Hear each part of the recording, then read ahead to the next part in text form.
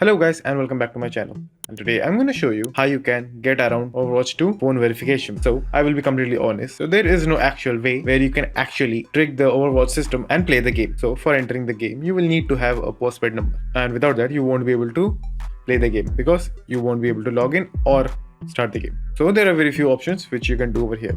Now options are either take the number from a friend who already has a postpaid number, so just simply use that number to play the game and it will work just fine. But the thing is, if the friend ever wants to play Overwatch as well, he will not be able to play with that exact number, because with that exact number you have your own account. So the next option is ask your parents to get you a postpaid SIM and then you can play. Now the next option is just simply change your phone providers. I know it sounds silly, but there are actually a lot of players who are currently changing their service providers. So if you want, you can also do that and get a new postpaid number.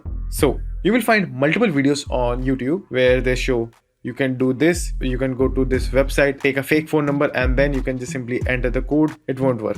I've tried it and I've failed. So there is no actual way where you can go around the phone verification process. You have to complete it if you want to play this game. So that's it. And thank you for watching. And do like and subscribe to my channel. And take care.